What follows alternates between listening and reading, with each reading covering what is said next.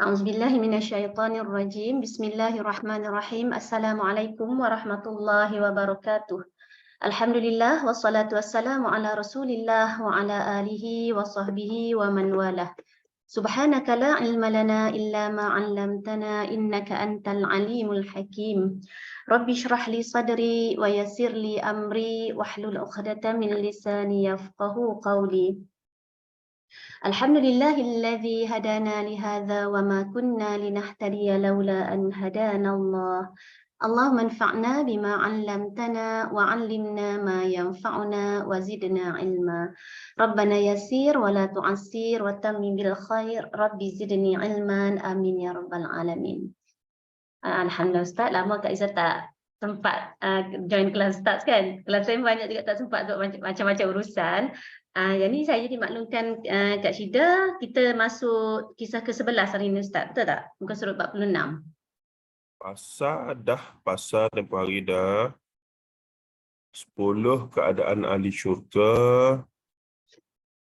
Keadaan ahli syurga ni tak lah. 11. 11. Baik Ustaz, silakan Ustaz. Bismillahirrahmanirrahim. Assalamualaikum warahmatullahi taala wabarakatuh. Innal hamdalillahi nahmaduhu wa nasta'inuhu wa nastaghfiruh wa na'udzu billahi min shururi anfusina wa min sayyiati a'malina. May yahdihillahu fala mudilla lahu wa may yudlilhu fala hadiya lahu. Asyhadu an la ilaha illallah wa asyhadu anna Muhammadan 'abduhu wa rasuluh. Allahumma salli wa sallim wa barik ala Muhammad wa ala alihi wa sahbihi wa man tabi'ahum bi ihsanin ila yaumiddin, amma ba'd. Fa inna asdaqal hadits kitabullah wa khairal hadi hadi Muhammad sallallahu alaihi wasallam wa syarrul umuri muhdatsatuha wa kullu muhdatsatin bid'ah wa kullu bid'atin dhalalah wa kullu dhalalatin finnar. Atau kama qala an-nabiy sallallahu alaihi wasallam, la nabiyya ba'da. Alhamdulillah, terima kasih pada Kak Liza. Kak Syida ada urusan menguruskan jenazah katanya. Allahumma fillahu, Allahumma fillaha warhamha wa'afiha wa'fa'anha. Dan ada siapa tanya tadi Kak Norazah tanya berkaitan dengan anak dan isteri saya. Alhamdulillah dah okey sebenarnya. Dah semakin okey lah. Isteri saya pun dah mula kerja. Dia punya bahagian yang melecur tu dah mula kering apa semua, masih tapi dia punya kesan tu masih ketara lah. Dia nak jadi cerita. Punyalah saya nak balik Kelantan, lama tak balik langsung. Qadarullah wa ma syaa fa'al. Terima kasih atas doa dan juga inilah perhatian daripada ibu-ibu sekalian dan doa-doa daripada ibu-ibu sekalian ya. Baik. Kita masuk pada perbincangan buku kita ni, kisah yang ke-11. Saya yakin semua dah ada buku lah Semua dah ada buku. Boleh tengok di buku masing-masing. Cuma saya baru perasan buku kita ni dia punya teks Arab ni terlalu rapat Perasan ke tak? Dia terlalu rapat. Jadi ada banyak kling kadang-kadang. Tapi dah apalah. Tapi dia cantik lah. Buku ni cantik. Cuma kalau saya kata second print, mungkin saya akan minta dia bagi ada indent sikit, 1.5 ke di antara matan-matan. Dia tak jadi keliru. Baik, pada kisah yang ke-10, 2 minggu ataupun 3 minggu yang lalu kita bincang tentang keadaan ahli syurga keadaan ahli syurga, iaitu secara fizikalnya mereka macam mana lah. Rasulullah bercerita tentang syurga. Dan Rasulullah kata, fiha ma la 'ainun ra'at wa la uzunun sami'a wa la khatara 'ala qalbi bashar. Syurga ni benda yang kamu tak pernah dengar, kamu tak pernah tengok dengan mata kamu tak telinga kamu tak pernah dengar, dan hati kamu tak pernah terlintas. Bermaksud, selagi mana kita boleh macam imagine syurga ni, tu confirm bukan syurga. Nah, itulah hal ghaibiyat. Itulah hal ghaibiyat. Maka kita ni, sebab tu kita bersungguh-sungguh membincangkan topik ini untuk nak maklum kata wajib beriman kepada perkara gaib, tapi sumbernya mesti hanya daripada Al-Quran dan Sunnah. Dalam bab syurga pun tak boleh nak pandai-pandai. untuk mencipta dalam syurga ada ni, dalam syurga ada ni. Orang tanya ambil daripada mana ni? Saya rasa lah ada lah benda-benda macam ni. Tak boleh. Itu memang dia punya disiplin asas. Kalau kita faham yang ni, banyaklah hal-hal yang menjadi karut marut di luar sana, boleh kita tidak terjebak lah dengan perkara tersebut. Baik. Cuma apa yang menarik lagi, jika ada orang tanya, dalam syurga ni mereka buat apa? Tak ada buat apa, duduk happy go lucky je lah. Memang duduk hora-hore lah. Cumanya ada yang dibincangkan sebagai contoh dalam hadis ni apa dia? Allah Ta'ala telah bertanya kepada ahli syurga daripada riwayat Abu Sa'id Khudri ni. Allah Ta'ala tanya, nak tak perkara yang lebih hebat daripada apa yang kamu dapat sekarang? Ahli syurga pun tanya, ada lagi ke benda yang lebih afdal daripada apa yang kami dapat ni? Nikmat syurga ni? Ada. Iaitu apa dia? Aku kurniakan kepada kamu keredaanku dan tidak ada lagi kemurkaanku selamanya. Uhillu alaikum ridwani fala askhatu alaikum ba'dahu abada. Tidak ada lagi kemurkaan daripada Allah sampai bila-bila. Itu nikmat paling besar dalam syurga kelak. Keredaan Allah dan tidak ada lagi kemurkaan Allah sampai bila-bila. Baik. Kemudian dalam hadis yang ketiga dalam bab ini pula, jika ada orang tanya, nanti esok-esok dalam syurga ni makan minum ke tidak? Makan minum, ayat Quran pun ada sebut wa basyiril ladzina amanu wa amilus salihati anna lahum jannatin tajri min tahtihal anhar kullama ruziqu minha min thamaratir rizqa. Mereka makan kullama ruziqu, rezeki-rezeki yang diberikan oleh Allah, min samaratir rizqa, daripada buah-buahan tanaman. Itu ahli syurga pun makan dan minum. Jadi soalan yang kedua, setelah makan dan minum, soalan kedua, makan tu mereka punya tumbuhan lagu mana? Mereka punya kencing, berok apa semua. Di sinilah hadis ni Rasulullah pun jawab, dalam syurga esok tidak ada lagi ludah, tidak ada lagi kencing, tidak ada lagi berok, tidak ada lagi kahak. Maka sahabat tanya, maka bagaimana dengan makanan? Iaitu sisa makanan tumbuhan tu. Maka Rasulullah kata, ia menjadi sendawa dan semburan daripada semburan kasturi. Mereka diilhamkan dengan tasbih dan tahmid sebagaimana mereka diilhamkan nafas. Segala benda yang kita makan akan keluar melalui sendawa dan juga air, kita panggil peluh lah, peluh-peluh yang kemudian menjadi seharum kasturi belakang. Gitu saja. Tak ada dah di akhirat esok-esok, tidak ada lagi tandas awam. Tak perlu dah nak berok, nak kecing, nak apa tu. Penyakit buasir apa semua tak ada belakang dah. Penyakit buasir, penyakit apa lagi? Tak lawah kencing, apa semua tu tidak ada dah. Baik. Dan pada hadis yang keempat dalam bab yang lalu, Rasulullah menjanjikan bahawa orang yang masuk syurga itu akan sentiasa muda dan tidak akan sakit selama-lamanya. Wa nudu an tilkumul jannati allati uristumuha jannatu uristumuha bima kuntum ta'malun. Itulah syurga yang diwariskan kepada kamu atas amalan kamu dahulu. Surah Al-A'raf ayat 43. Baik. Itu recap sedikit hadis yang kita tinggal 2-3 minggu lalu, supaya nanti paling tidak orang yang berbicara tentang syurga itu pun tak kena faham bahawa mereka tak boleh memandai-mandai dalam urusan ghaibiyat termasuk syurga, melainkan ada sandaran nasnya daripada Al-Quran dan Sunnah Nabi SAW. Ustaz Yusuf Arba'in ada terbitkan buku khas tentang syurga ni, apa dia? Agar lelah berbuah jannah. Itu dia punya nota dulu. Kita pun ada belajarlah kot. Siapa yang dengan Akademi Tadabbur Malaysia tu pernah lalulah perbahasan tersebut tu, ataupun nota lama dia. Saya sekarang sedang susun buku baru dia pula. Berkaitan dengan awal surah dan akhir surah penutup tu. Luar biasa lah. Memang maklumat baru. Baik, kita masuk kepada kisah yang ke-11 berkaitan dengan kumpulan yang terawal masuk syurga. Siapakah mereka?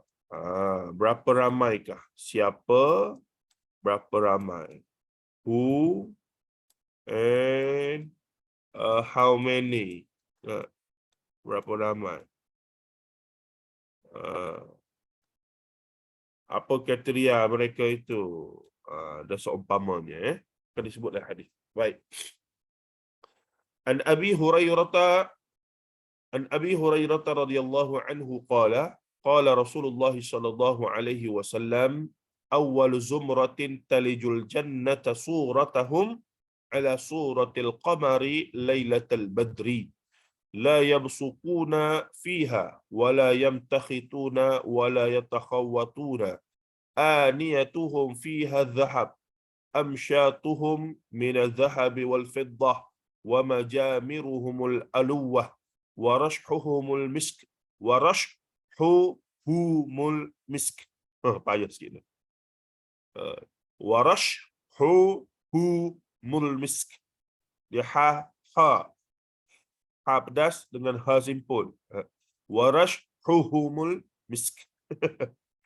ولكل واحد منهم زوجتان يرى مخ سوقهما من وراء اللحم من الحسن لا اختلاف بينهم ولا تباخطا قلوبهم قلب واحد يسبحون الله بكرة وعشيا أو كما قال صلى الله عليه وسلم. Baik.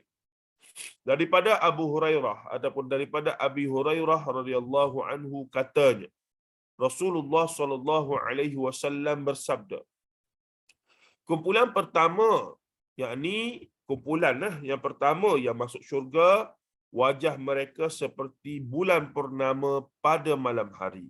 Ini perlambangan majazi, bagaikan bulan purnama pada malam hari. Kenapa bukan bulan purnama pada siang hari? Siang hari tak nampak apa.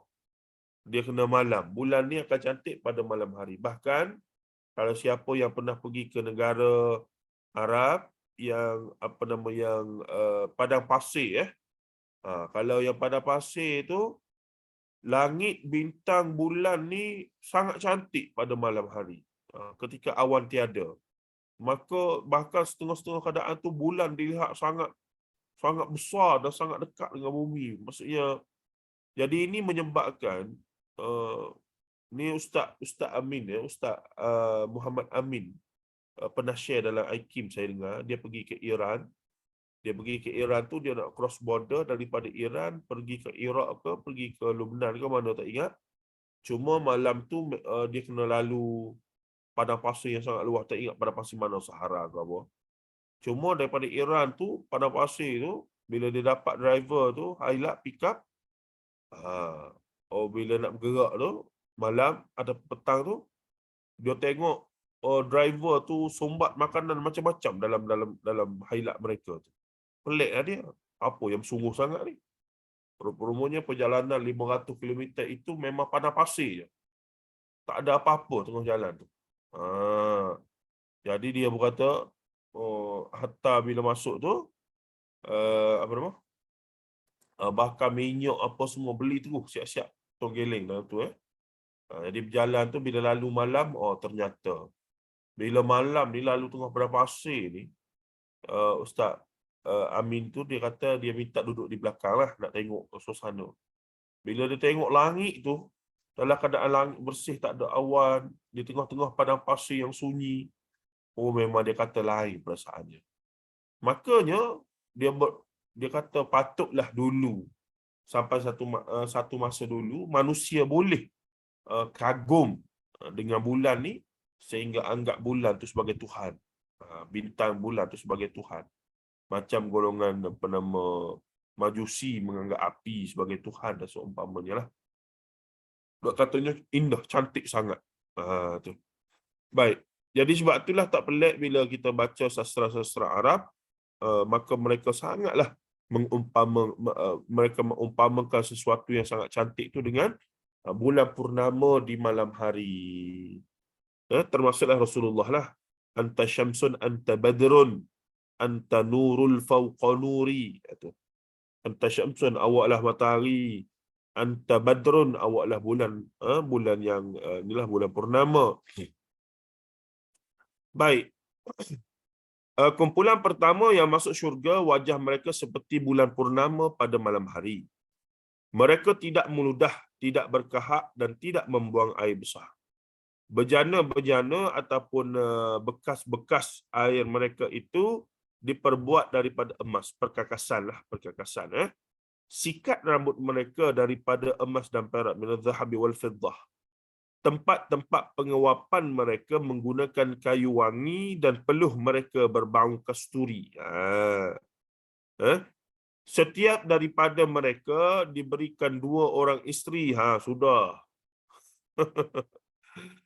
Kelihatan sum-sum betis mereka dari belakang kerana kecantikannya. Ini satu lagi majas ataupun pelambangan. Sebab kalau kita ambil zahir, kelihatan sum-sum betis mereka ni, maksudnya betis mereka tu nampak tulang. Tu bukan cantik tuan-tuan, tu pelik tu. Kalau zahir kita pakai atas muka bumi ni, ada sungguh wanita ataupun mana-mana orang yang bila kita tengok kaki dia nampak sampai ke tulang. Itu bukan cantik. Tapi tak, ni pelambangan lah, majas. Bidadari ni sampai punyalah cantik, cerah ke lagu mana ke, Luk Sina ke tak tahulah. Kalau dah tulang nampak, maksudnya darah-darah duk berjalan tu nampak belakang ke. Jadi itu pelik lah pula ya. Ini pelambangan tentang kecantikan bidadari syurga sahaja. Tidak ada perselisihan antara mereka. Sama-sama bidadari dan sama-sama ketua bidadari, iaitu isteri-isteri orang yang masuk tadi itulah. Dan juga tidak ada perasaan membenci. Hati mereka menjadi satu. Mereka bertasbih kepada Allah pada waktu pagi dan petang. Jadi siapa-siapa yang memang anti poligami, tidak ada masalah. Dalam syurga mereka terpaksa terima juga. Ataupun ada suami-suami yang sangatlah pro pada poligami, maka kena kata ke dia sabar sikit. Dalam syurga esok, bukan setakat poligami, segala gami yang awak boleh buat.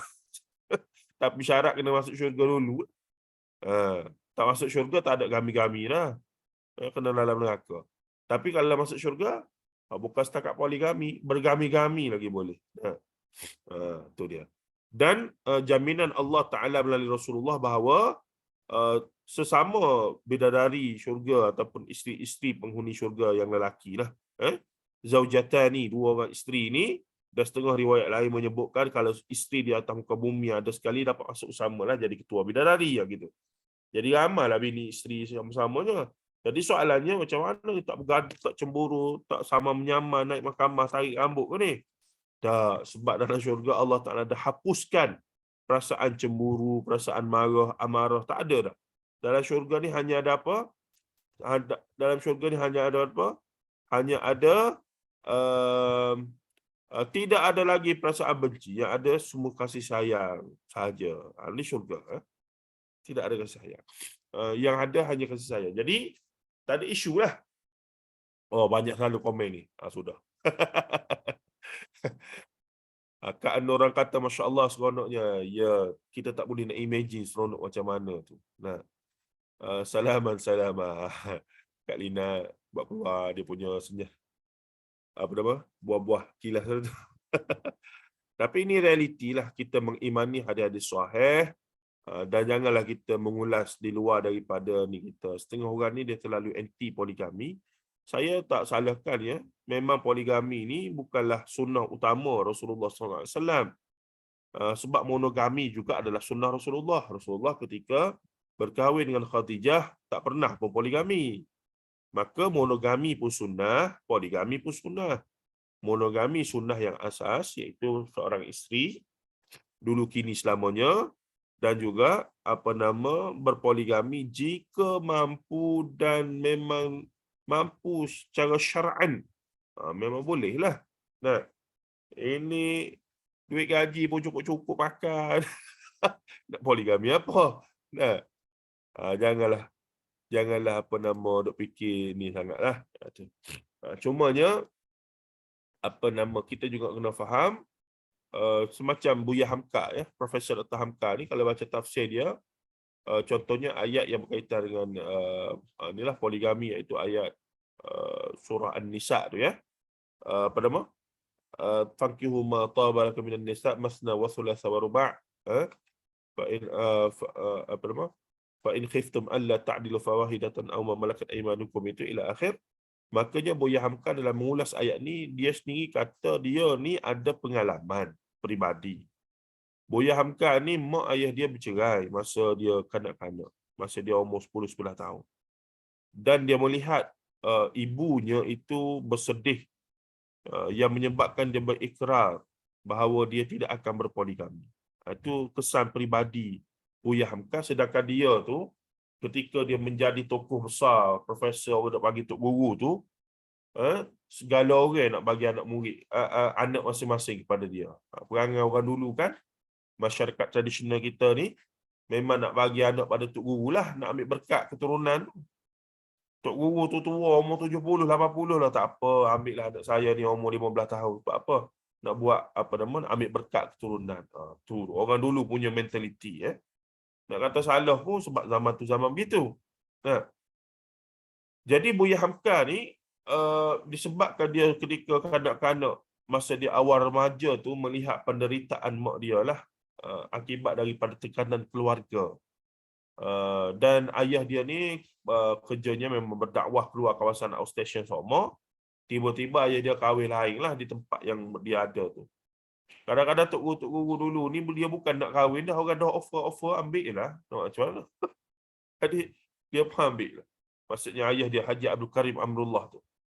Maka itu bila balik keluarga belah ayah dia ni minta macam ada satu desakan untuk menceraikan ayah Mak Hamka ni, disebabkan isu-isu yang berkaitan dengan adat dan seumpamanya. Makanya di atas tekanan tersebut, ayah Buya Hamka telah menceraikan mak dia, dan ini menyebabkan kesedihan yang sangat-sangatlah pada mak dia itu. Dan dia melihat mak dia tu menangis berhari-hari, teresa-esa, sedih kerana diceraikan begitu saja. Tetapi kemudian dia sendiri, Buya Hamka ni, setahun tak balik rumah ataupun duduk secara macam merempat, disebabkan apa nama, kesedihan itu. Ayah dia tu guru besar, masa tu tidak mesra lagi dengan dia, menyebabkan dia ni jadi tak tentu hala lah, tidur di masjid, di mana-mana, menumpang di sana sini, makan minum pun ikut, dan selama setahun untuk dia bina balik motivasi diri dia tu masa kanak-kanak. Jadi Buya Hamka bertekad bahawa dia tak akan poligami, dan ternyata dia mengutarakan kata-kata dia lah sepanjang hidup dia dengan Siti Raham. Dia kahwin umur berapa, 19. Siti Raham tu umur berapa, 12-13 masa tu. Dia sehinggalah akhir hayat mereka, Buya Hamka, akhir hayat Siti Raham mati dulu, isteri pertama dia, apa nama, Buya Hamka tidak berpoligami. Dan kemudian Buya Hamka kahwin kali kedua pun tidak mempoligamikan isteri kedua dia. Dia satu-satulah. Dia kahwin 2 orang tapi lepas bercerai mati. Itu maksudnya. Jadi itu sikap Buya Hamka. Dan dia kata, dia sebut, dia tidaklah anti poligami.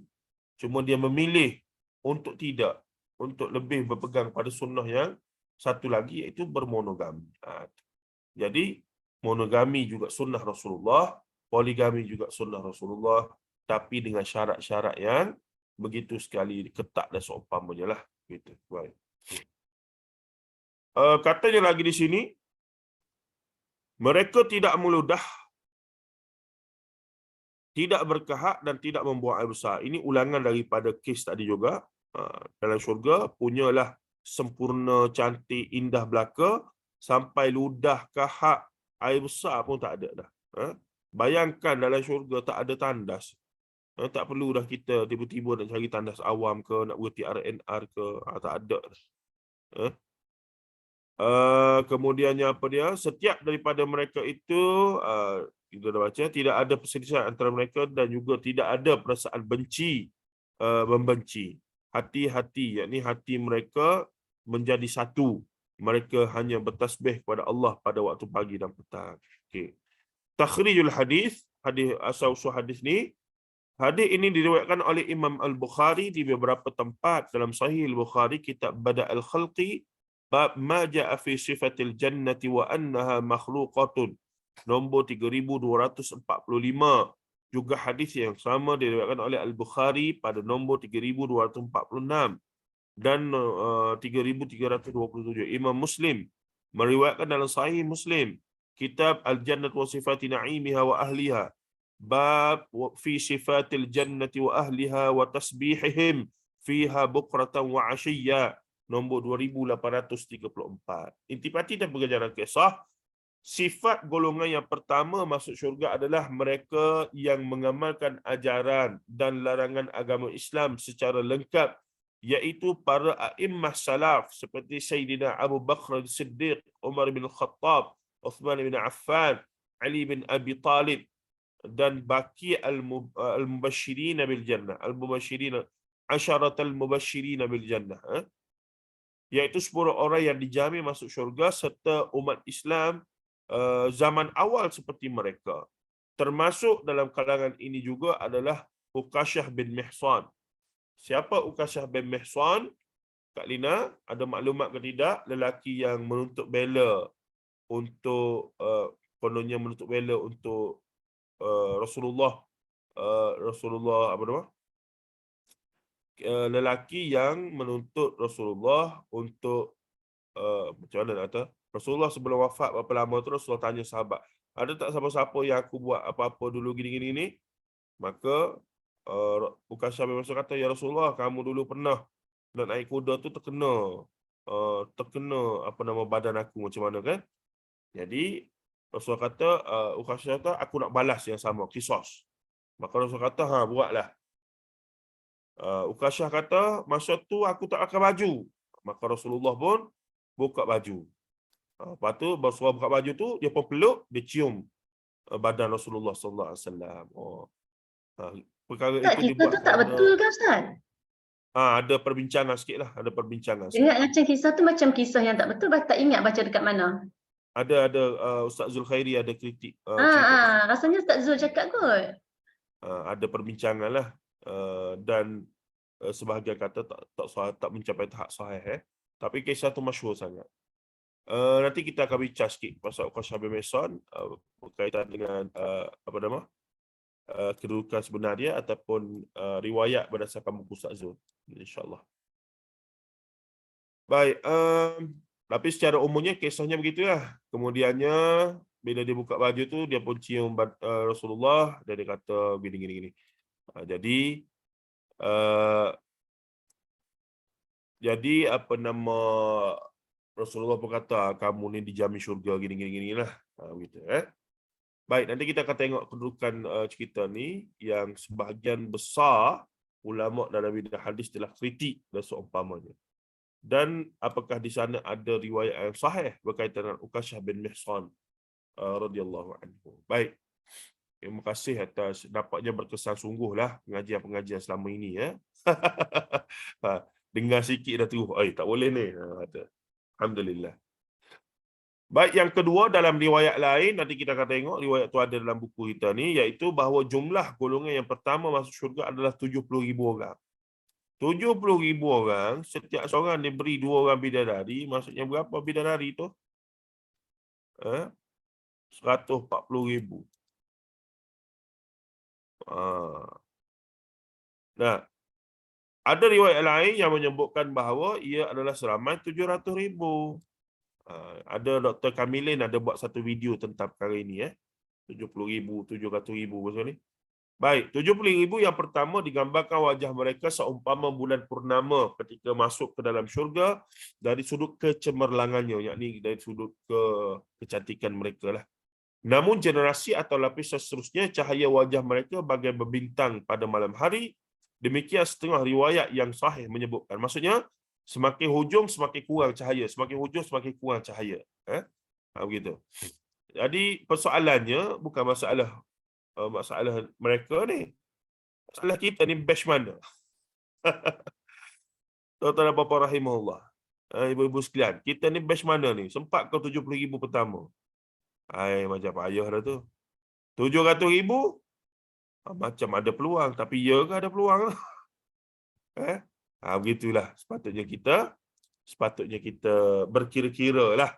Al-khawf war raja', yakni ya Allah, seronoknya dapat masuk 700,000 yang pertama, 70,000 pertama ni, tapi macam tak dapat je.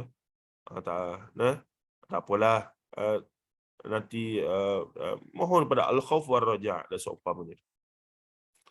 Di sana ada riwayat lain, sebenarnya setengah riwayat sahih menyebutkan awwalu zumratin tadkhulul jannata ala suratil qamari lailatal badri walladzina atharihim ka ahsani kawkabin durriyyin fis sama'i idha'atan.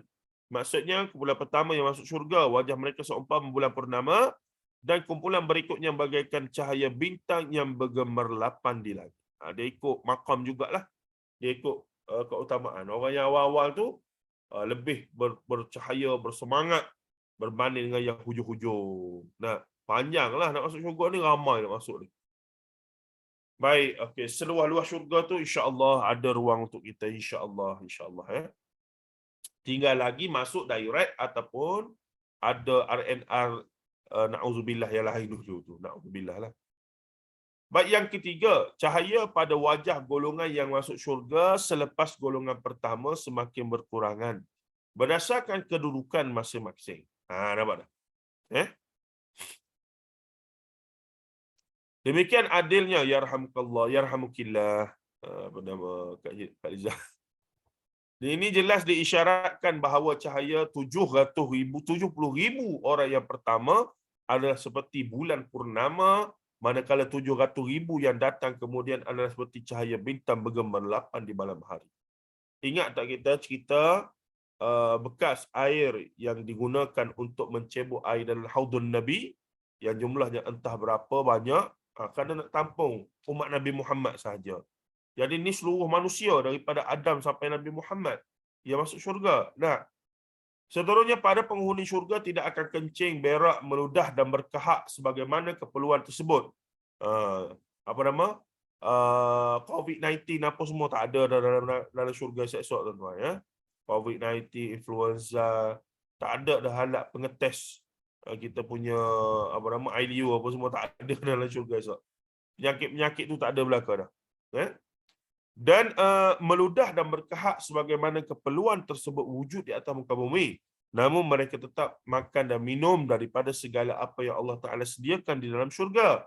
Namun kesempurnaan dan sifat khas ini adalah umumnya untuk seluruh ahli syurga, bukan hanya kepada kumpulan 70 atau 700,000 terawal yang masuk syurga itu. Bab makan tadi tu semua ahli syurga akan dapat nikmat yang lebih kurang sama. Dia cuma yang membezakan 700,000 ni mereka masuk paling awal. Kalau beratur tu mereka lah masuk paling awal, itu saja. Ini bukan duk bergesing, hidung duk bersumbat selalu lah, benda resedung kan. Bangun peleping. Lepas tu masuk tandas nak pergi, masuk tandas masuk tandas setengah jam nak pergi solat subuh. Kalau bangun pukul 5 dekat subuh tu, dah duduk tandas setengah jam dah. Dah peleping. Renovation, duk renovate. Frong. Aduhai. Baik. Yang kelima, kebanyakan daripada ahli kitab. Ahli kitab ni apa dia? Yahudi dan Nasara lah. Bila sebut ahli kitab, yang pertama Yahudi, yang kedua Nasrani. Mereka ni beranggapan bahawa ahli syurga tidak makan dan minum kerana ia menyebabkan kencing dan berak. Orang-orang kafir yang musyrik pada Allah, ahli kitab ni, mereka guna wahyu separuh-separuh. Mereka telah guna minda mereka spekulit. Mereka kalau dalam syurga ni tak ada berak kencing, maka tak adalah makan minum. Sebab makan minum mesti berak kencing. Dia tidak berpegang pada wahyu lah. Jadi apa berlaku? Mereka pun, sebahagian mereka berpegang bahawa masuk syurga ni tak ada makan minum dah. Tak perlu dah. Sebab apa? Kalau makan minum kena berak.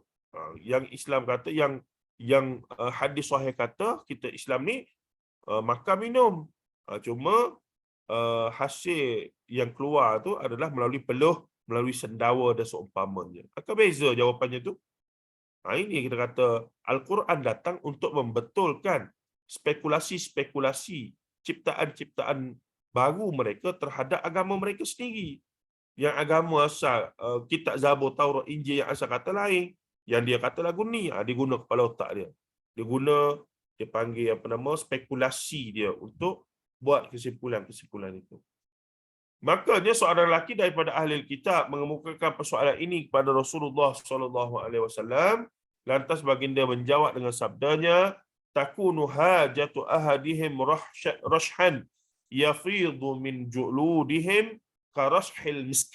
Maksudnya kotoran daripada mereka, yakni kumbuhan najis apa semua tu, menjadi peluh yang keluar daripada kulit-kulit mereka dengan bau kasturi. Ini diulang oleh Al-Imam Ibn Hajar Asqalani dalam Fathul Bari, jilid ke-6 muka surat 390.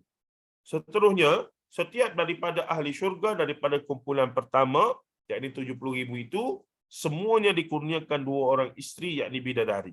Mereka adalah ahli syurga yang paling afdal, dan datang hadis-hadis yang berlebih-lebihan mengenai ramainya isteri daripada ahli syurga. Kebanyakan daripada hadis-hadis ini adalah tidak sunyi daripada kecacatan kerana dhaif ataupun maudhu'. Banyak rupanya hadis yang tak mencapai tahap palsu berkaitan dengan kelebihan suasana jumlah isteri-isteri ataupun jumlah bidadari-bidadari syurga yang akan diterima oleh ahli syurga tu. Biasalah golongan pendusta ataupun golongan pencipta hadis palsu ni, dia nak nampak bombastik lah, supaya orang dengar tu Leo jadi semangat. Dah betul lah. Kadang-kadang tujuan mereka, niat mereka baik ya. Tapi itulah kita belajar, niat baik tidak menghalalkan pendustaan atas Nabi SAW. Saya niat baik, apa masalahnya? Contohnya apa dia? Yang cipta hadis palsu itu, mudah tak ingat lah. Yang dia cipta kelebihan-kelebihan membaca Al-Quran. Kerana dia kata zaman dia tu dia tengok zaman Imam Abu Hanifah. Dia kata dia Muhammad bin Maimun, bukan. Dia kata bila zaman Rasulullah tu Muhammad bin Abi Layla ke? Kena tengok balik Jadi dia kata zaman dia tu semua orang sibuk dengan fiqh Abu Hanifah.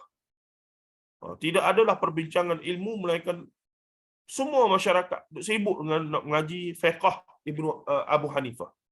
Jadi dia pun ciptalah hadis-hadis palsu tentang fadilat membaca Al-Quran. Banyak, ratus bahkan ribu. Tujuannya baik. Adakah benda itu valid diterima? Tidak. Tetap dikira dusta atas nama Nabi SAW. Lebih teruk kalau tak bertaubat kerana dia buat benda itu dalam keadaan yang sengaja. Memang sengaja. Memang kena. Betul. Sebab Islam tidak akan bangkit dan menjadi baik dengan pendustaan yang begitu.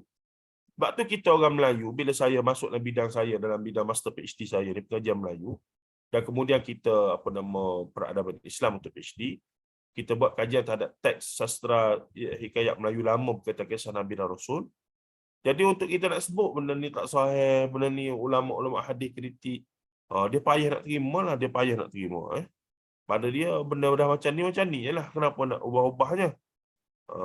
Nah, biar ada macam ni je, okey je. Gitu ya. Baik, persoalannya, apakah 140,000 tadi? Ini membawa maksud 70,000 orang golongan yang pertama masuk syurga itu semuanya adalah lelaki, dan bagi setiap mereka 2 orang isteri yang membawa kepada jumlah 140,000 orang wanita semuanya, ataupun bidadari lebih tepat. Persoalannya, apakah 140,000 orang bidadari itu adalah wanita di dunia dahulu yang apabila mereka masuk syurga dan menjadi bidadari, atau mereka adalah sebenarnya bidadari syurga yang khas Allah Ta'ala kurniakan buat para penghuni syurga? Ini soalan ni menarik. Kena dengar betul-betul. Nah, jika kita bersetuju bahawa 140,000 isteri para penghuni syurga itu adalah para isteri yang hidup di dunia ini, makanya ini bertepatan dengan kenyataan daripada hadis Nabi SAW mengenai jumlah wanita yang mengatasi lelaki sama ada di neraka atau syurga. Ini adalah pandangan daripada Profesor Dr. Umar Sulaiman Al-Ashqar. Sebenarnya bila Rasulullah kata dalam neraka tu ramai wanita, dalam masa yang sama dalam syurga pun lebih ramai wanita sebenarnya. Tapi yang di-highlight dalam neraka tu ramai wanita. Dalam syurga seolah-olah ramai lelaki. Tak. Dua-dua di syurga dan neraka ramai wanita. Kerana dia punya apa dia panggil? Apa kita belajar matematik dulu? Nisbah tu. Nisbah seorang lelaki itu bersama dengan berapa wanita tu. Nah, begitu. Ratio, ya betul Kak Nur Azhar. Orang matematik ni dia reti. Baik. Cikgu matematik ke dulu Kak Nur Azhar? Allah membersihkan hati para penghuni. Sebenarnya hati-hati ni salah ya. Hati-hati ni kita berhati-hati. Itu kata kerja tu, hati-hati. Sepatutnya hati saja. Dari sudut bahasa Melayu lah. Nah, macam orang-orang tu salah lah. Sebab orang-orang tu patung yang kita letak tengah bendang apa semua tu. Itu orang-orang. Jadi kalau kita nak guna ramai, semua orang. Nah. Baik, Allah membersihkan hati pada penghuni syurga daripada sifat mazmumah. Sifat mazmumah, sifat tercela seperti perselisihan, kebencian dan kedengkian. Bagaimana Allah membersihkan tubuh badan mereka daripada ludah, kahak, kencing dan berak. Oh, cantik. Cantik. Kata hidung ni. Ni atas muka bumi ni kata hidung. Terus macam lah. Yang 10, ahli syurga akan sentiasa bertasbih memuji Allah pada waktu pagi dan petang tanpa rasa kebosanan dan keletihan. Ini kerja kita dalam syurga. Tasbih kepada Allah saja. Takbir kepada Allah saja. Tahmid kepada Allah saja. Itu kerja kita ketika masuk syurga kelak insya-Allah. Yang seterusnya, nikmat syurga bagi ahlinya bukan sekadar menghilangkan lapar, dahaga dan menutupi ketelanjangan, namun ia adalah berkenaan dengan kenikmatan dan kelazatan yang berkekalan dan tidak pernah berkurang, bukan sentiasa bahkan sentiasa bertambah dan bertambah selama-lamanya. Lelaki terakhir masuk syurga pun Allah Ta'ala buat apa ke dia? Bila dia masuk saja dalam syurga, hadis yang awal kita belajar dulu, nombor 1, nombor 2 tu, dia masuk saja dalam syurga, when he step in the heaven, in the paradise, Allah just ask him, what do you want? Then Allah give him what his want, dan dia pun minta lagi, Allah suruh minta lagi, dia pun minta, sampailah kemuncaknya, dia tak tahu nak minta apa dah. Kemuncak dia tak tahu nak minta apa daripada Allah. Bayangkan.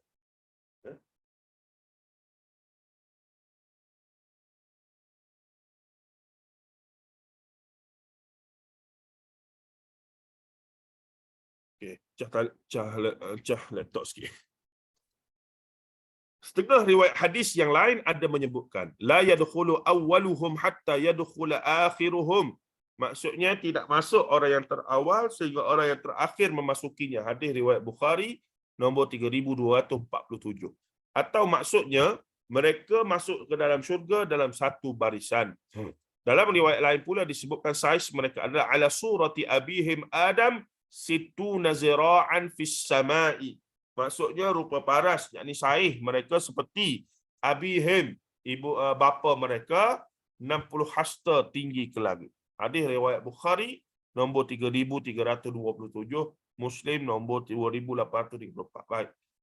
Berkali berdasarkan hadis ni dah ada siapa dia ya. Dia pergi buat jubah tu. Dia buat jubah ya. Dia buat jubah, dia sakuk di bukit ke, dia buat 60 hasta tinggi.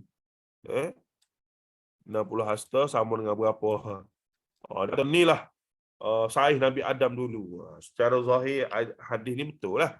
Tapi Nabi Adam tak pakai jubah lagu tu. Jubah lagu tu tak Arab sekarang pakai. Nabi Adam dulu pakai apa tahu, tapi pakaian yang sebab dia sudah diajar dalam syurga berbagai dengan ilmu tu, dia turun dalam keadaan anda tahu benda-benda itu. Ya. Baik. Ini adalah bentuk dan saiz seluruh ahli syurga secara umumnya, bukan khusus buat kelompok awal yang masuk syurga sahaja. Rasulullah SAW bersabda, kullu man yadkhulul jannata ala surati Adam falam yazali yazalil khalqu yanqusu hatta al-an.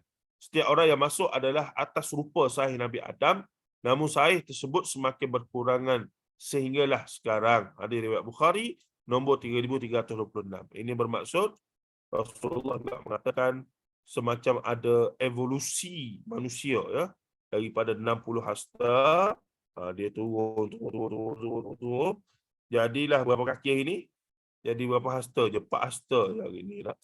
4 ke 5 hasta, begitulah lebih kurang. Dah. Jadi daripada besar ni, 60 hasta ni, jadi kecil. Jadi Rasulullah juga mengiyakan bukanlah teori evolusi, tapi proses perubahan biologi manusia, ya, daripada itu. Baik. Sebenarnya setiap daripada ahli syurga mempunyai pasangan, justru sesiapa yang semasa hidupnya di dunia tidak direzekikan untuk mempunyai pasangan, atas sebab apa sekalipun, akan direzekikan Allah dengan pasangan masing-masing di dalam syurga.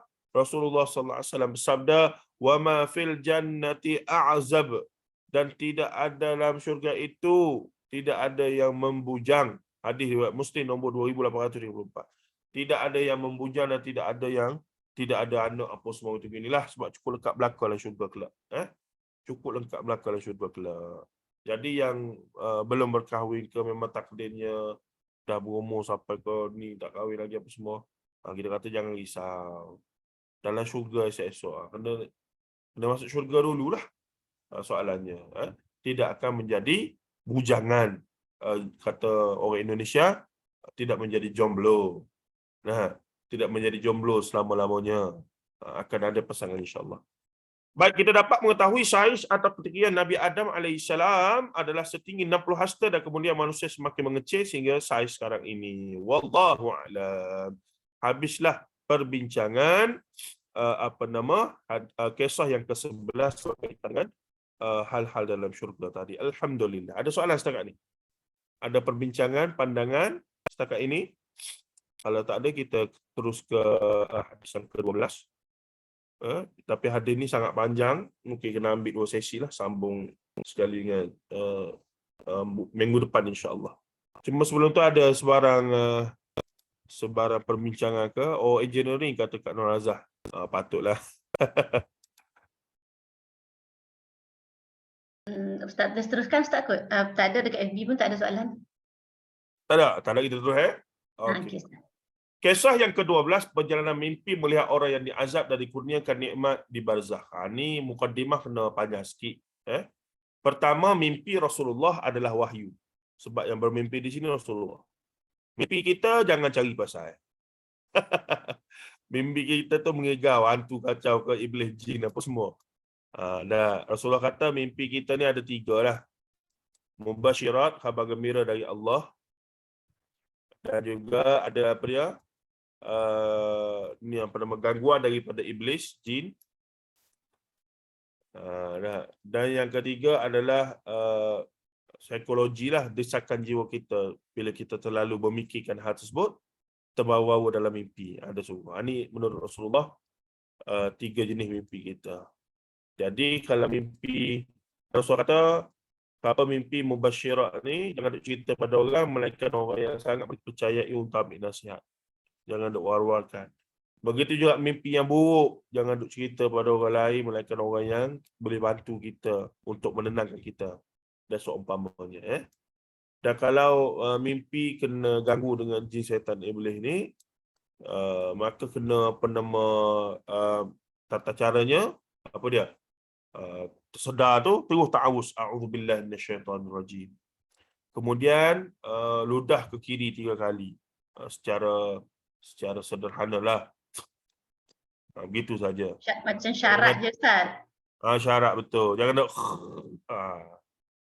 marah bini sebelah, suami sebelah tu. Nyanyi ke dia. Kemudiannya apa lagi? Kalih tempat tidur.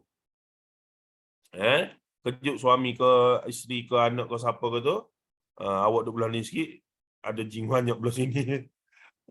Ada syaitan banyak belah ni, awak duduk belah ni. Jadi tukar tempat tu. Seterusnya kalau kata lebih baik, mampu, semangat lebih, apa nama inilah ada keinginan solat sunat 2 rakaat lagi baik. Tahajud tirulah maksudnya. Bertahajud tiru dan seumpamanya. Baik. Kata kunci kedua di barzakh.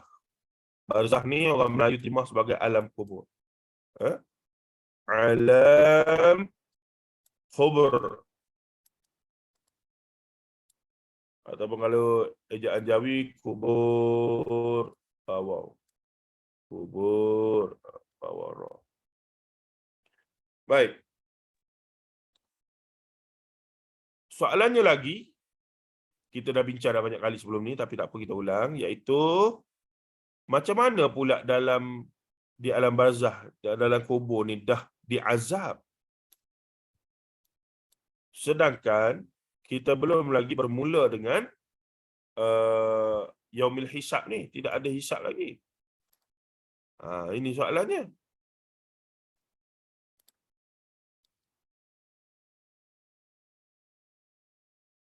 Nah, itu persoalannya.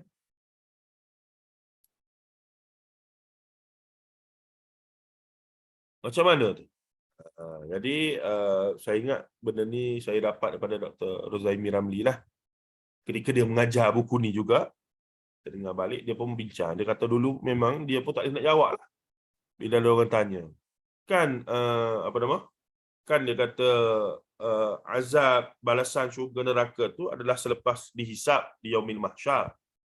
Masalah sekarang, duduk di alam barzakh, tak sampai lagi kepada mahsyar. Tiba-tiba dah kena azab. Jadi soalannya, adil ke Allah macam tu? Soalan-soalannya telah menjatuhkan hukum sebelum bicara lah. Dah. Telah jatuh hukum proven anti guilty macam mana? A person guilty anti proven. Itu ni kalau ada peguam boleh betulkan istilah tu. Innocent until proven guilty. Innocent until proven guilty. Kak Saripah, terima kasih. Nah, jadi tapi dalam kes ini di alam barzakh ni sudah merasai diazab, seolah-olah sudah bersalah. Jadi mana keadilan Allah ni? Jadi ada jawapan dia nanti. Nah, baik, kita tengok hadis ni. Haddatsana Samurah bin Jundab radhiyallahu anhu qala kana Rasulullah sallallahu alaihi wasallam mimma yukthiru an yaqula li ashabihi hal ra'a ahadun minkum min ru'ya qala fayaqussu alaihi man sha'a Allah an yaqussa wa innahu qala dhata ghadatin innahu atani al-lailatal atiyani wa innahuma ibta'athani wa innahuma qala li intaliq. Kata Rasulullah SAW ataupun kata sahabat ni, yang periwayat hadis ni, Samurah bin Jundab kata, sahabat perawi kata, kami mendengar daripada Samurah bin Jundab radhiyallahu anhu, ada penjundub juga dibaca, Jundab ada penjundub, Samurah. Ni kalau nak buat nama, tak ada orang Melayu nama Samurah ni. Nama apa anak awak? Samurah. Pelik tu. Mari mana? Sahabat Nabi. Samurah bin Jundab perawi hadis tu, jangan main. Lepas tu panggil apa? Bagi murah-murah. Hati yang tak comel. Dah lah, ni nama lelaki ya, bukan perempuan ni, Samurah ni. Banyak nama lelaki bila jadi bahasa Melayu di hijack jadi nama perempuan. Contohnya Maisarah. Maisarah tu nama lelaki. Sebagainya. Tapi jadi masuk dalam orang Melayu jadi nama perempuan. Maimun tu ya. Maimun pun nama lelaki tu. Jadi orang Melayu jadi nama perempuan lah, Maimun ataupun Maimunah. Nah, baik, katanya apa dia? Kami mendengar daripada Samurah bin Jundab radhiyallahu anhu, katanya bahawa Rasulullah SAW banyak kali bertanya kepada sahabat-sahabatnya. Waktu bila? Waktu lepas subuh. Rasulullah ni lepas subuh, lepas wirid masing-masing apa semua itu begini, Rasulullah berpaling kepada para sahabat, ataupun ada setengah keadaan setelah habis solat saja, Rasulullah tak sempat wirid, Rasulullah pusing terus tanya sahabat. Ada juga. Jadi pelbagai cara lah. Dia bukan satu pattern saja. Kemudian Rasulullah tanya para sahabat, siapa semalam yang bermimpi? Siapa semalam yang bermimpi? Sebab apa? Rasulullah nak takbir mimpi mereka. Rasulullah nak inilah Rasulullah ada kelebihan macam Nabi Yusuf, iaitu mentakbir mimpi itu. Rasulullah banyak kali bertanya pada sahabat-sahabatnya, adakah seseorang daripada kamu yang bermimpi, yakni semalam? Kata Samurah bin Jundab, maka baginda sallallahu alaihi wasallam menceritakan, bila tidak ada sahabat yang kata mereka bermimpi, maka Rasulullah pun akan cerita mimpi dia. Seronok tak sahabat-sahabat ni, tuan-tuan? Seronoklah. Dapat first hand maklumat daripada Rasulullah SAW, menatap wajah Rasulullah saban hari. Tak boleh nak bayanglah keseronokan ataupun itu. Sebab tu saya kata dulu, saya pernah sebut, seronoknya duk khoyah seorang-seorang. Kalau hidup zaman Rasulullah, maksudnya boleh jumpa baginda, berpegang bersama baginda, dah pergi belajar solat Jumaat di belakang baginda SAW. Tiba-tiba ada seorang hamba Allah kata, ustaz fikir macam tu, saya fikir lain. Saya fikir kalau saya duduk zaman tu, takut-takut saya duduk kem Abu Jahal Abu Lahab. Masalah dia kata. Nasib baiklah hidup zaman ni. Lahir-lahir jadi Islam selalu. Mujur juga gitu. Terima kasih pada Allah Ta'ala lah gitu. Baik, katanya lagi apa dia? Kemudian Rasulullah pun cerita. Apa cerita Rasulullah ni? Rasulullah kata, wa innahu atani al-lailata atiyani wa innahuma bata'athani wa innahuma qala li intaliq. Rasulullah kata, aku didatangi pada suatu pagi, sesungguhnya semalam aku didatangi oleh dua orang, yakni dalam mimpi, dan kedua-duanya mengejutkan aku, kemudian berkata kepadaku, intaliq, berangkatlah. Maka wa inni intalaqtu ma'ahuma wa inna atayna ala rajulin muttaji' wa idza akhar qa'imun alayhi bi sakhratin wa idza huwa yahwi bis sakhrati li ra'sihi fayaslaghu ra'sahu fayatahadhadu hajaru ha huna fayatba'u al-hajara fayakhudhuhu fala yarji'u ilayhi hatta yasihha ra'suhu kama kana thumma ya'udu alayhi fayaf'alu bihi mithla ma fa'ala al-marrata al-ula. Maksudnya Rasulullah kata, aku pun berangkatlah bersama mereka berdua. Kemudian kami mendatangi ataupun sampai kepada situasi tempat seorang lelaki yang sedang berbaring. Ada seorang lelaki berdiri di sisinya dengan memegang batu. Lantas dihempaskan kepala lelaki yang berbaring itu di situ, maka terpelanting batu itu dan dia pergi mengambilnya semula. Tidaklah dia kembali, yakni orang yang lempar batu berdiri itu, melainkan kepala lelaki yang berbaring itu pulih sebagaimana sebelumnya. Kemudian diulangi kepadanya, dia diperlakukan sebagaimana kali pertama, marratan ula. Dia diperlakukan sebagai, maksudnya repetition lah.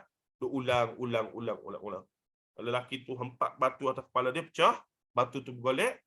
Lelaki yang hempak tu malaikat lah sebenarnya, dia ambil batu tu, tidaklah dia kembali, kepala kawan tu yang pecah tadi dah elok balik dah, dan kemudian hempap lagi, dan itulah berulang. Baik. Qala qultu lahuma subhanallahi ma hadzani. Maka Rasulullah kata, maha suci Allah, apa benda ni? Terkejutlah Rasulullah tengok benda tu.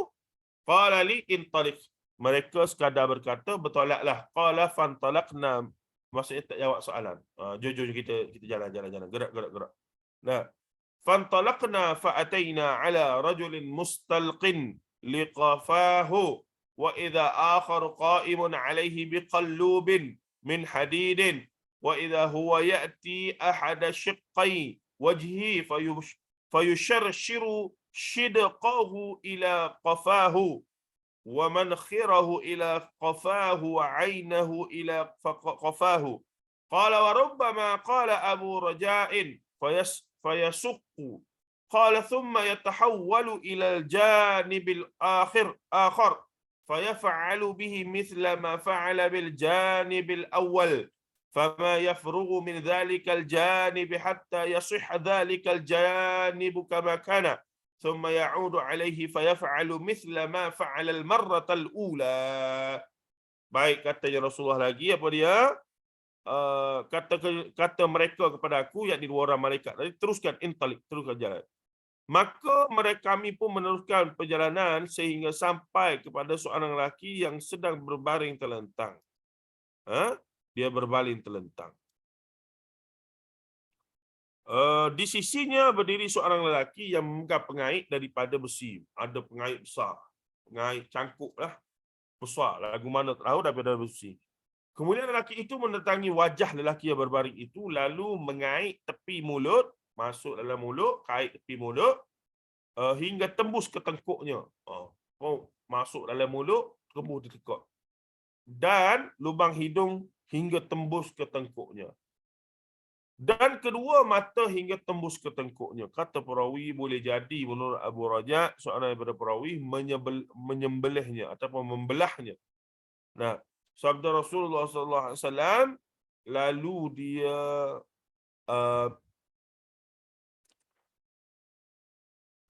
dia berpindah ke sudut lain, lalu melakukan apa yang dilakukan di sudut yang pertama. Lepas cokeh belah ni pula. Masukkan besi tu. Belum selesai dari sudut lain, sudut itu sebelumnya sudah baik, seperti masa buat ni hancur, pecah habis, bila nak pindah belah ni dah elok lah. Jadi tarik belah ni dah elok balik. Begitulah seterusnya, berulang-ulang. Sudut-sudut sudah baik, sudah. Lantas dimulakan semula sebagaimana pada awalnya, berulang-ulang kali. Tak boleh nak imagine tuan-tuan lagu mana. Qala qultu subhanallah. Mereka mengucapkan maha suci Allah. Ma hadani. Rasulullah kata, aku mengucaplah subhanallah. Aku bertanyalah, ma hadani, apa benda perkara-perkara ni. Qala li, kata Rasulullah, mereka berkata pada aku, intalik, bertolaklah. Fantalaqna fa'ataina ala misli tanur. Qala fa'ahsibu annahu kana yakulu fa'idha fihi laghatun wa aswatun.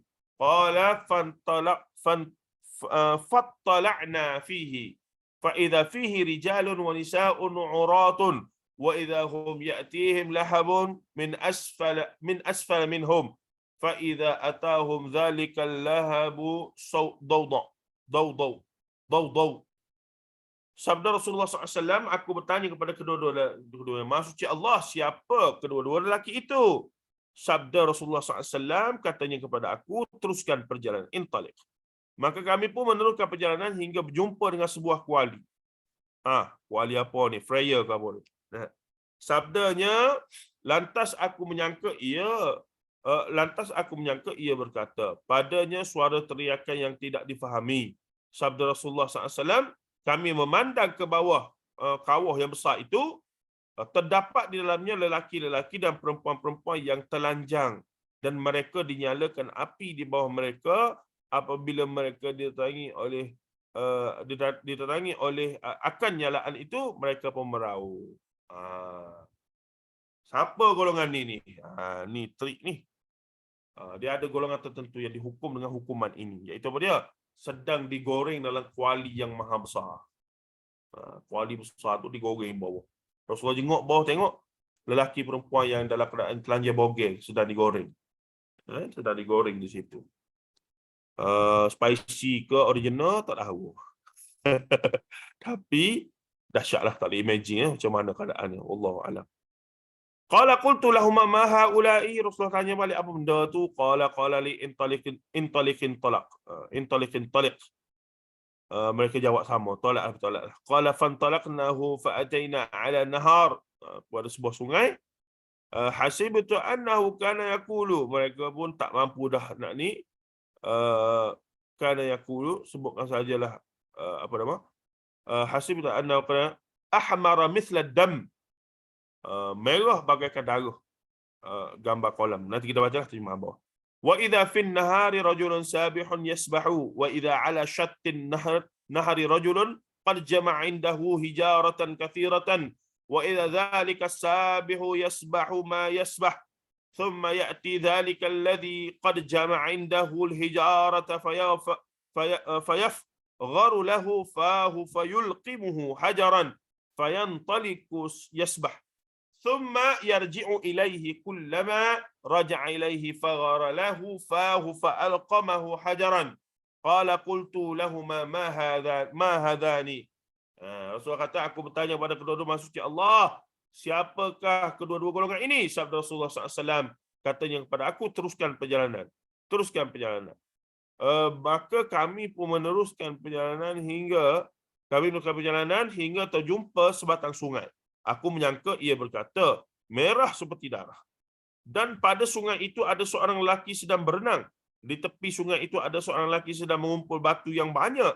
Kemudian lelaki yang berenang mendatangi lelaki yang mengumpul batu, lalu mulutnya dibuka dan disumbat seketul batu, lalu dia berenang lagi dan kemudian kembali semula kepada lelaki di tepi sungai. Setiap kali kembali mulutnya dibuka dan disumbat seketul batu. Sabda Rasulullah SAW, aku bertanya kepada kedua-duanya, siapakah kedua-dua orang ini? Qala li intalaq. Malaikat tak jawab lagi. Malaikat kata, jalan. Pergi dulu. Qala fantalaqnahu fa'ataina ala rajulin karihil mar'ati ka akrahi ma anta ra'in rajulan mar'atan wa idza 'indahu narun yahushuha wa yas'a hawlaha. Qala qultu lahumā ma hadha. Sabda Rasulullah katanya kepada aku, teruskan perjalanan. Maka kami pun meneruskan perjalanan sehingga berjumpa dengan seorang lelaki yang buruk wajahnya, yang kamu tidak pernah lihat keburukan yang ada padanya. Di sisi lelaki itu api dan dia mengelilinginya. Sabda Rasulullah SAW, aku bertanya kepada kedua-duanya, siapakah lelaki itu? Nampak panjang cerita ni.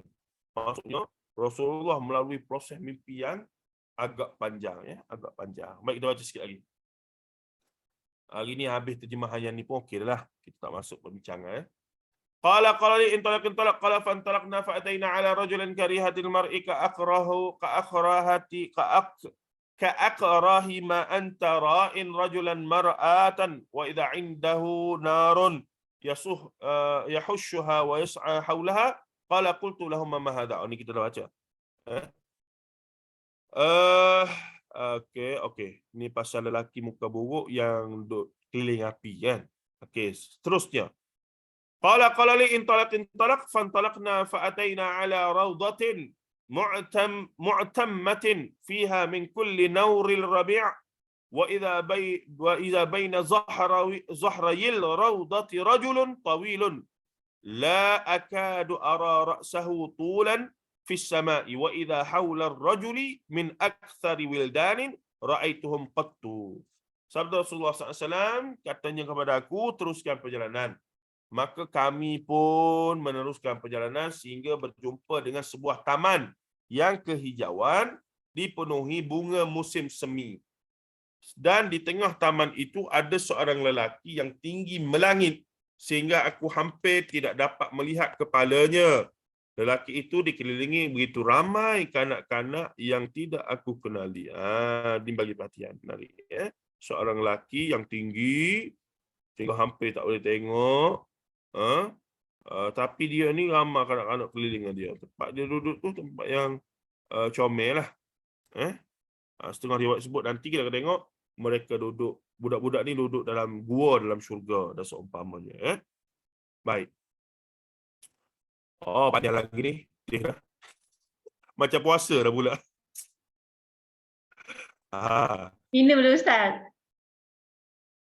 Dalam bilik ni tandas kat bawah. Tandas kat bawah pula. Dapur kat bawah. Dapur. Sekejap saya tutup sekejap. Cari.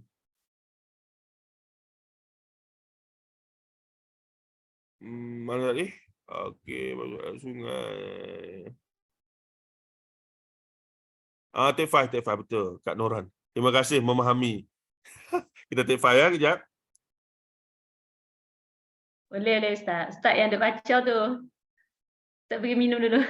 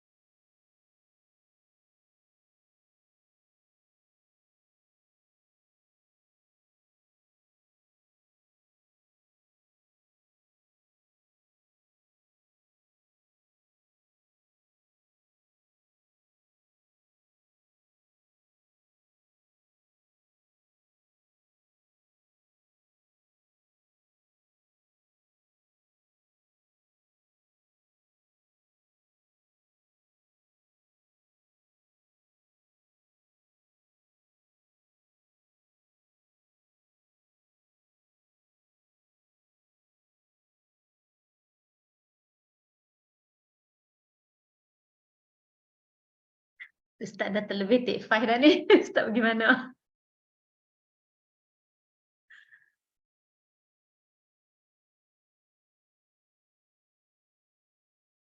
Dah. Tengok dah terlebih take 5 Ustaz. Tak dah pergi macam Milo ke Ustaz?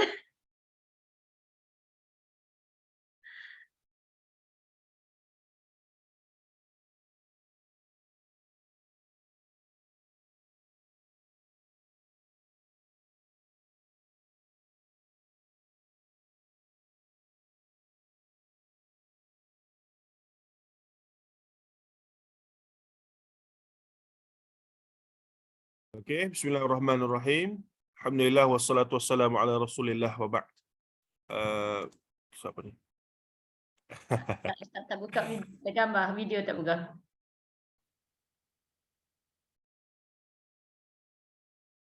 Okey. Okey, sama lagi. Tadi kita berhenti di ni. Ni sini. Qala qultu lahuma ma hadha ma haula'i qala li intalaq. Ni samalah kalau kita ulang pun ini bermaksud perpisahan ataupun pemisah di antara cerita ke cerita. Satu perjalanan lah Rasulullah, maksudnya daripada satu poin ke satu poin.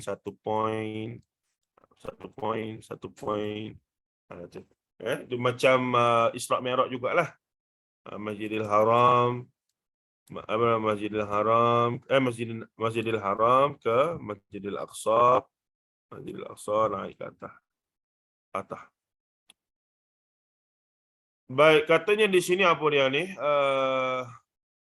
Fantalaqna fantahayna ila rawdatin azimatin. Rawdah, taman Lam ara rawdatan qattu a'zama minha wala ahsan.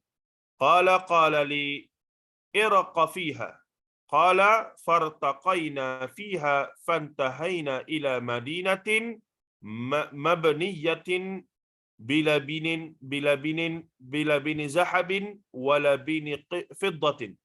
فأتينا باب المدينة فاستفتحنا وفتح لنا فدخلناها فتلقانا فيها رجال شطر من خلقهم كأحسن ما أنت رائن وسطر كأقبح ما أنت رائن.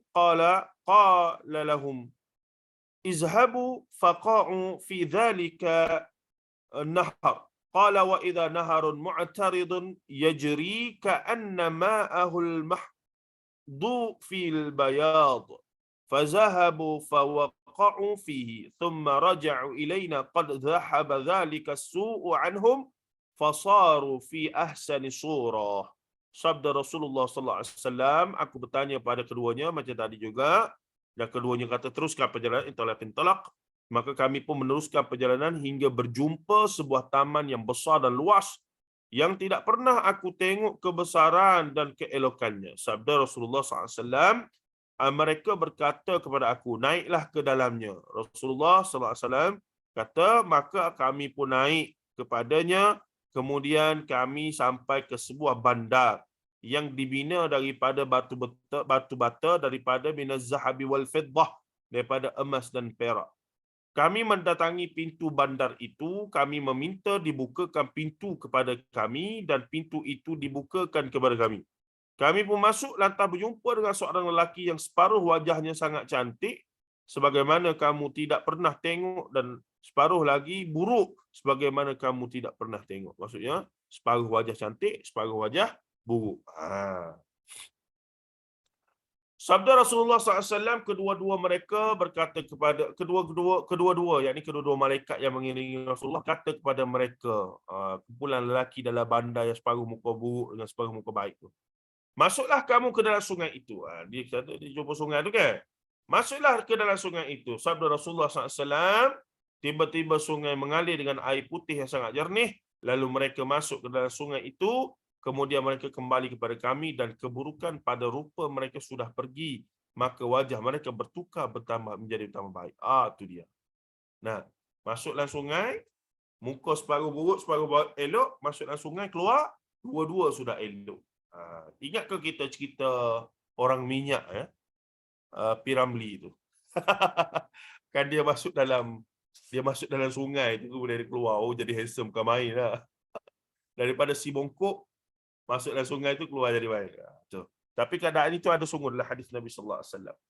Seumpama itu, ya.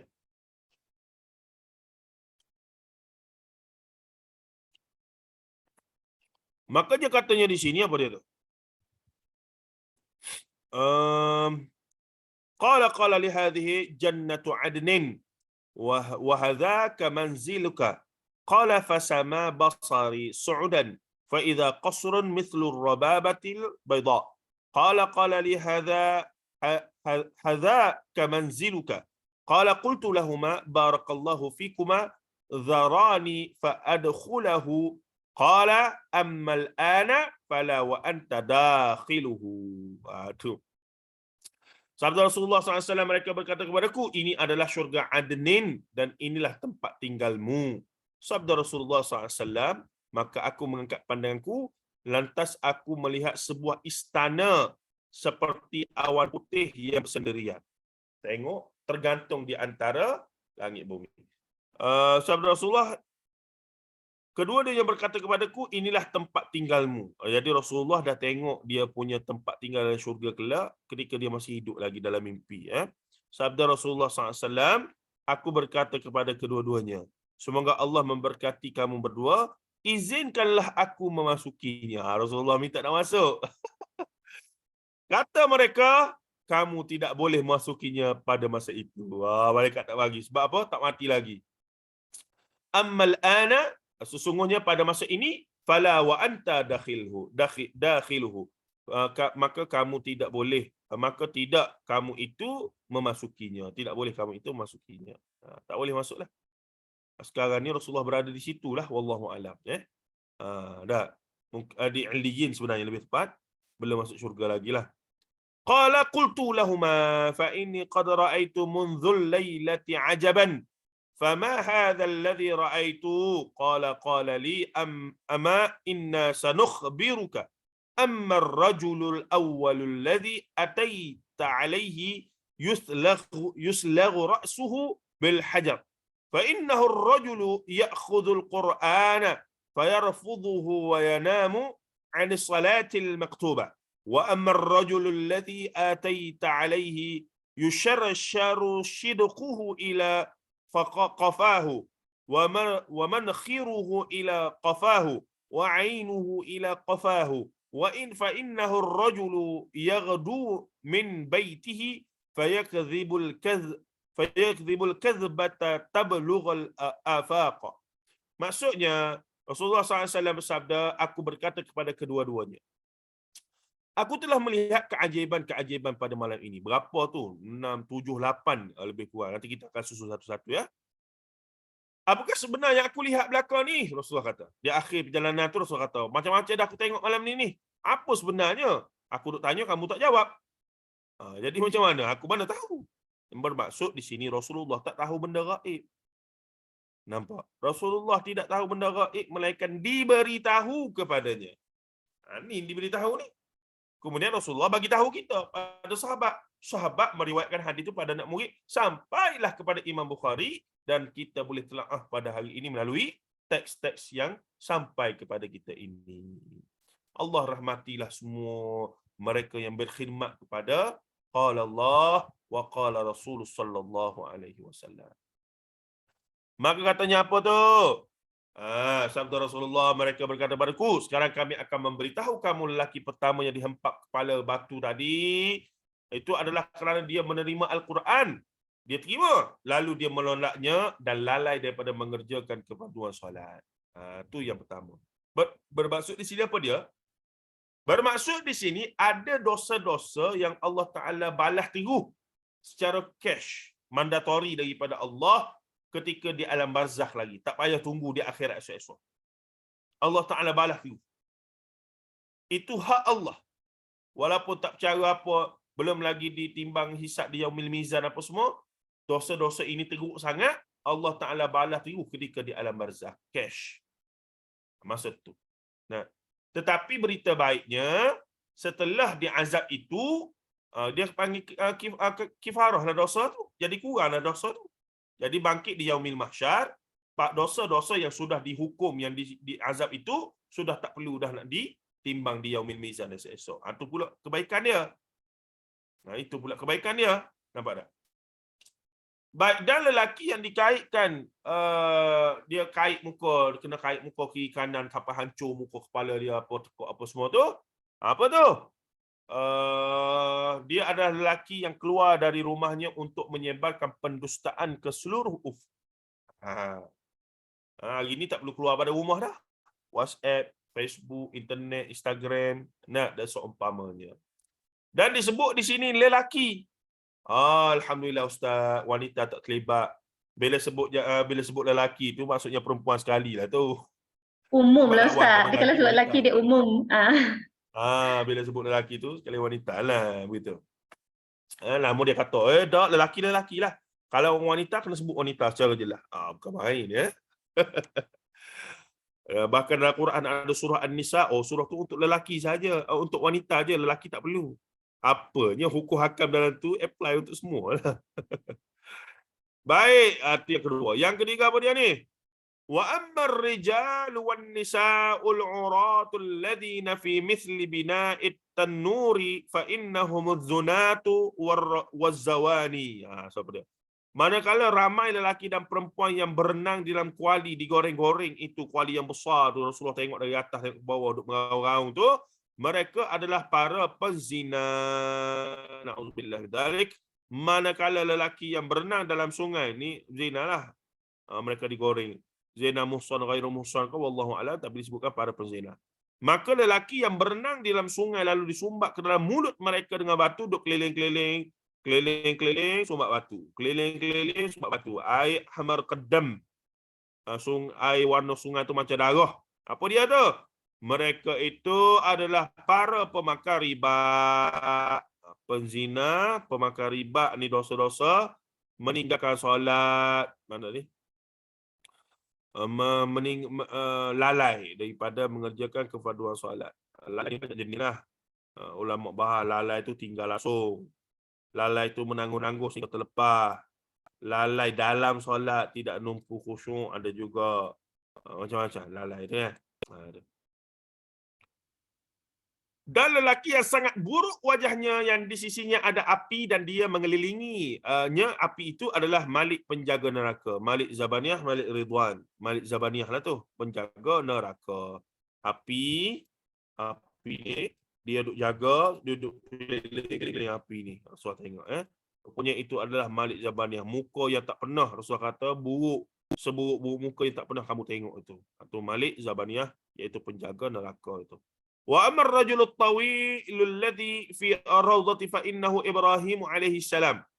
Dan lelaki yang tinggi di taman hijau yang cantik luah apa semua tu, mendongak sampai ke langit adalah Ibrahim alaihi salam. Dan kanak-kanak wa ammal wildanul ladzina hawlahu fa kullu mauludin mata 'alal fitrah. Faqala ba'dul muslimina ya Rasulullah wa auladul musyrikina. Faqala Rasulullah sallallahu alaihi wasallam wa auladul musyrikina. Wa ammal qaumul ladzina kanu syatrun minhum hasanan wa syatrun minhum qabihan fa innahum qaumun khalatu amalan salihan wa akhara sayyi'an tajawazallahu anhum. Maksudnya apa dia ni? Dan kanak-kanak yang mengerumuni Nabi Adam, Nabi Ibrahim tadi, siapa tu? Wildan, iaitu kanak-kanak yang mati di atas fitrah sebelum akhir balik. Kanak-kanak yang mati akhir balik. Maka dalam riwayat ni, sebahagian daripada sahabat Rasulullah kaum muslimin tanyalah Rasulullah, wahai Rasulullah, kana minal musyrikina, anak-anak orang musyrik juga? Maka Rasul kata, ya, anak-anak orang musyrik juga bila mati tak sampai akhir balik tetap masuk syurga jadi wildan. Omelah buah nama anak wildan ni. Pelayan apa batu dalam syurga, wildan. Nah, jadi daripada sini kita dapat tahu orang budak-budak orang kafir yang anak dia meninggal waktu kecil ni masuk syurga ke? Iyalah ni dalil dia. Lepas tu kita kata jangan pandai-pandai, bila ada tu baru kita boleh buat keputusan dengan yakin. Maka katanya lagi apa dia? Dan kaum yang separuh wajah muka cantik masuklah bandar tadi. Rasul kata jumpa kat satu kumpulan muka separuh cantik separuh ni, mereka masuk dalam sungai keluar jadi cantik. Tahu apa yang maksudnya? Mereka adalah kaum yang mencampur adukkan amalan soleh dan amalan buruk. Allah mengampunkan mereka. Simboliknya masuk dalam sungai, keluar muka cantik itu bukan kup putih ke produk-produk kecantikan tu. Dia masuk tu mensimbolkan keampunan Allah Ta'ala kepada mereka. Bila baca bahagian ni, saya kata semoga kita termasuk ini. Kita bercampur aduk ni kali pahala tahu mana lah. Kita khauf, kita takut, dan masa sama kita rajak mengharapkan ya Allah. Alangkah bagusnya masuk ke ini. Nah, mula-mula tu buruk dulu. Lepas tu diampunkan olehmu sana, keluar-keluar cantik, confirm masuk syurga. Allahu Akbar. Tu paling tidak lah. Ustaz, Itulah semuanya. Ustaz nak sambung takrif hadis ke atau Ustaz, sebab kita sampai 11.30. Sampai 11.30 ada orang nak tanya soalan dulu ke? Minggu depan boleh takrif hadis ni. minggu depan kot kita sambung takrif hadis ni. Betul. Kalau ada siapa nak tanya Ustaz soalan, boleh tanya terus. Cuma nak baca takrif hadis ni sikit. Okey Ustaz. Boleh. Ini adalah daripada Imam Bukhari dalam Sahih Bukhari. Kitab At-Ta'bir, kitab mentafsirkan mimpi lah, ta'bir.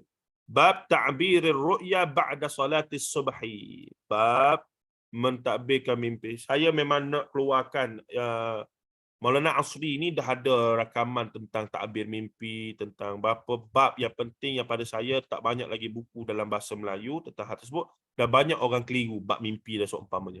Sedangkan dalam Quran dan hadis ada bab khas bincang tentang mimpi. Maksudnya kita kena faham tentang mimpi berdasarkan panduan Quran dan Sunnah. Bukannya berdasarkan panduan tok nenek moyang kita, tok bomo pawan dukun, dan juga dakwaan-dakwaan orang yang mengaku jadi tok wali terbang apa semua tu. Sebab dah ada panduan wahyu. Benda tu benda gaib, mimpi apa semua ni. Jadi di situlah pada saya wajar untuk kita ini, tapi belum ada kesempatan lagi lah. Dia ada hadis-hadis khas tentang mimpi ni baru. Dalam Sahih Muslim ada, dalam Sahih Bukhari pun ada. Bayangkan. Maksudnya dah ada panduan lah pada kita ya dalam bab mimpi ni. Kalau tak jadilah orang yang terlibat dengan mimpi. Qasim Abdul Qasim daripada Pakistan tu cerita macam-macam, nak kiamat lah apa, Dajjal nak keluar lah apa semua. Saya pelik lah orang yang obses dengan Dajjal ni. Mereka niat baik, iaitu mereka nak aware kan umat Islam bahawa Dajjal nak muncul, kena bersedia. Tapi cara mereka adalah mereka menyebarkan ketakutan. Mereka tak menyebarkan ilmu untuk persediaan Dajjal keluar. Itu silapnya. Dia jadi duk kaji siapa Dajjal, dah keluar kat mana. Ya'juj ni dalam bukit mana sudah keluar. Itu bukan benda yang perlu kita sibukkan. Yang perlu kita sibukkan adalah mantapkan ilmu kita dengan panduan Quran dan Sunnah, dan beramal di atas amalan-amalan yang paling kuat panduan daripada Quran dan Sunnah. Itu sepatutnya. Dan lelaki yang benar-benar berpegang pada Quran dan Sunnah lah yang selamat daripada fitnah Dajjal ketika berhadapan, kena sembelih, kena belah tu. Itu isyaratnya. Jadi kita kena faham. Semalam saya jumpa lah seorang hamba Allah yang pada dia bercakap dengan begitu emosi bahawa apa nak jadi dengan kita ni. Budak-budak Melayu sekarang begini. Dajjal dah nak keluar. Kita Dajjal pun tak kenal macam mana. Okey. Saya kata, takkan nak masuk dalam gua belaka dah. Tinggal belaka masuk lautan. Masuk lautan, masuk dalam gua tu selamat ke daripada fitnah Dajjal? Belum tentu. Silap-silap kita yang duduk serorok dalam gua, dalam hutan tu lah jadi pengikut Dajjal yang terawal sekali ikut.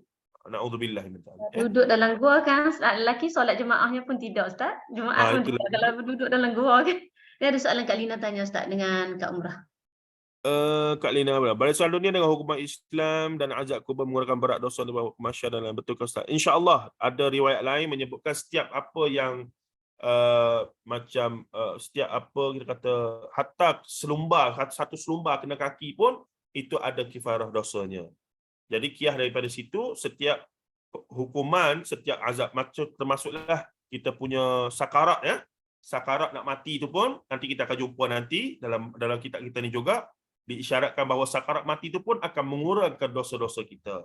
Ada nilainya belaka. Jadi diharapkan kalaulah ada orang yang kena azab dalam kubur ni, na'udzubillah min dzalik, kita tak nak begitu, maka berita baiknya sedikit untuk mereka adalah mereka akan bangkit di akhirat dalam keadaan dosa tu dah selesai lah. InsyaAllah begitu. Di situ keadilan Allahnya pula. Baik. Kemudiannya Kak Umrah tanya, kelebihan selawat tafrijiyah kamilah, bolehkah kita percaya? Benda ini telah dikaji oleh Profesor Dr. Basri Ibrahim. Dia telah tulis satu buku khas untuk mendedahkan tentang tarikat yang mengamalkan tafrijiyah ni. Dan dari sudut lafaz sebenarnya tidak ada masalah sangatlah. Cuma yang jadi masalah adalah kepercayaan tentang fadilat. Sebagai contoh, dalam kitab pengasas, pertama pengasas tarikat apa ni yang amal tafrijiyah ni, contohnya mereka dakwa selawat ni diterima direct daripada Rasulullah melalui mimpi. Itu satu hal dah pula. Yang kedua, sebab selawat ni sebenarnya tak ada isu untuk kita susun sendiri, sebab selawat ni doa. Doa ni boleh saja, cuma kita dalam pengajian hadis kita lebih cenderung untuk ajak mengamalkan selawat yang sahih daripada mulut Rasulullah dan daripada sahabat-sahabat sendiri.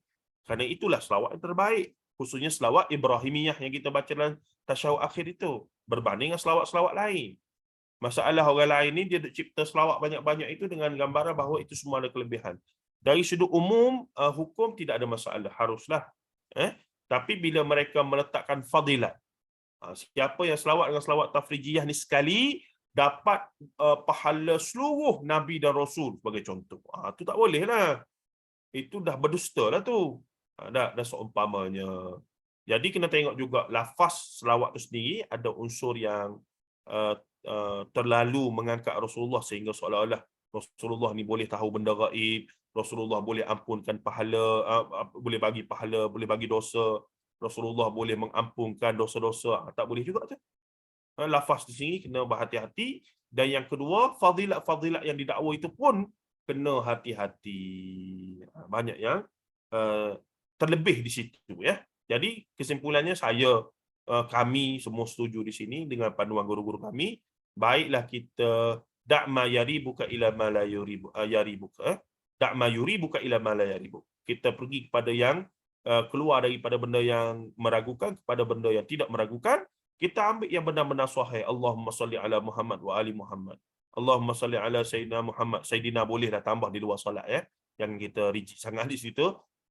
Selawat Ibrahim ya Allahumma salli ala Muhammad wa ali Muhammad kama sallaita ala Ibrahim ila akhir itu. Itu lebih baik, mantap, tidak ada khilaf semua mazhab. Kenapa kita nak ambil yang kemungkinan ada isu itu daripada berbanding dengan yang original sungguh-sungguh solid ni. Sepatut itu yang kita ni lah. Baik. Siapa Tajul Muluk? Tak tahu siapa Tajul Muluk ni, Kak Saripah. Saya tak kenal. Cuma yang kita tahu ada kitab bertajuk Tajul Muluk ataupun Tajul Muluk lah tajuk kita. Dan ada terjemahannya dalam tulisan Jawi. Dan kitab Tajul Muluk ni dia penuh dengan petua-petua. Tapi disebabkan dia tu diterjemah daripada bahasa Arab dan bertulisan Jawi, orang Melayu kita tradisional tok nenek kita anggap ni kitab yang penting, kitab amalan-amalan. Contoh dulu kalau dengar orang tua kata nak naik rumah baru tak boleh naik hari Rabu. Sebab hari Rabu ni hari tak berapa molek. Itu berdasarkan kitab-kitab lagu ni. Dia panggil mujarrabat ataupun dia panggil, tapi dia panggil ilmu hikmah orang Melayu-Melayu dulu. Sebenarnya bukan. Ia adalah terjemahan daripada sumber yang kadang-kadang daripada bahasa Arab tu adalah kitab sihir. Contohnya kitab Syamsul Ma'arif Al-Kubra. Siapa yang boleh bahasa Inggeris dengan fasih, saya share satu link yang pengkaji dari barat tu dia dedahkan apakah konten Syamsul Ma'arif Al-Kubra. Terjemahan bahasa Melayu tu ada tu. Ustaz Nodros pun pernah bincang tentang Tajul Muluk ini, saya belikan untuk dia bedah. Dia kata memang duk ada, duk panggil jampi serapah, duk panggil setan iblis jin apa semua dalam tu. Tapi kita dululah, orang-orang dulu tak erti membaca. Dia punya ustaz kata ni kitab ilmu hikmah, ilmu tinggi, dia kira okey dah tu. Walhal rupa-rupanya kitab sihir, kitab penuh dengan amalan-amalan khurafat. Tapi tulisan Jawi, ada ayat Quran, ada seumpamanya. Maka kelirulah masyarakat kita. Itu Tajul Muluk. Apa lagi, jadi fadilat-fadilat selawat tu bukan dari hadis dhaif punya ustaz. Secara bercampur aduk ya. selawat tu sendiri adalah selawat rekaan. Tidak ada selawat yang sahih daripada Rasulullah SAW. Selawat tafrijiyahnya, selawat apa semua yang banyak-banyak tu nasyid tu, majoritinya adalah rekaan. Tapi back to basic, sebab dia doa, selawat ni doa boleh dicipta oleh kita, lafaz kita. Tak ada, secara asalnya tak ada masalah. Tetapi rekaan itu mesti dengan asal disiplin. Pertama, lafaznya tak boleh langgar lah disiplin sehingga angkat Rasulullah lebih daripada apa sepatutnya. Yang kedua, menyatakan ada fadilat-fadilat. Itu lagilah dusta. Dah lafaznya direka, fadilatnya pun rekaan. Itu isunya. Jadi ini yang kita kata, yang kita tak apa setujulah. Kita kata marilah amal yang sahih-sahih ni lah, senang. Hati pun tenang. Tak serabut. Dah, apa masalahnya? Banyak selawat-selawat yang sahih tu. Nah, yang Rasulullah sendiri ajar. Siapa lagi yang patut kita hargai? Ni Rasulullah sendiri ajar cara berdoa ke dia. Itulah yang baik. Jadi kita peliklah kepada kawan-kawan di luar sana yang masih lagi sebenarnya atas dasar taksub kepada guru saja itu. Tok guru dia kata ni siapa selawat ni dapat pahala sekian-sekian. Akan ada dalam syurga esok 17,000 istana, perumahan istana dia dalam syurga. Bukan main lah. Seronoklah dia nak beramal dengan selawat tersebut. Sebenarnya kalau dah selawat tu pun selawat yang doa yang disusun direka, macam mana nak ada fadilat yang sahih daripada Quran dan Sunnah. Wallahu a'lam. Okey, habis Kak Lina. Kak Liza. Tak, sebenarnya lagi satu yang saya selawat apa tu apa dia tafrijiyah apa semua tu dia orang buat dalam bentuk nasyid, bentuk macam lagu. Jadi orang seronok nak ikut muzik tu sebenarnya Ustaz. Saya betul. Saya pun kadang-kadang syok juga dengar ada apa. Itulah. Selalunya macam tu. Jadi orang nak hafal tu macam kita nak baca mudah. pun tak apa. Semoga dapat pahala lah. Cuma tak di belakangnya itu. Keyakinan bahawa dia gembur-gemburkan fadilat dia tu. Faham Ustaz? Keyakinan bahawa selawat tu Rasulullah yang ajar. Satu isu dah. Kemudian keyakinan bahawa fadilat-fadilat itu sahih. Baca sekali dapat pahala suruh Nabi dan Rasul. Bukan main. Hebat sangat. Hebat sangat dia punya fadilat tu, nampak over. Betul. Itu isunya. Wallahu a'lam. Okey, alhamdulillah Ustaz. Dah lebih 15 minit ambil masa Ustaz ni. Ustaz pun ada kerja lain kot. Jadi alhamdulillah Ustaz. Terima kasih banyak semua. Jazakumullah khairan. Kita akhiri dengan tasbih kafarah. Subhanakallah wa bihamdika asyhadu an la ilaha illa anta astaghfiruka wa atubu ilaika wal 'asr innal insana lafi khusr illa alladhina amanu wa tawassaw bil haqqi wa tawassaw bis sabr. Terima kasih semua. InsyaAllah jumpa minggu depan. Assalamualaikum warahmatullahi taala wabarakatuh. Waalaikumsalam warahmatullahi wabarakatuh.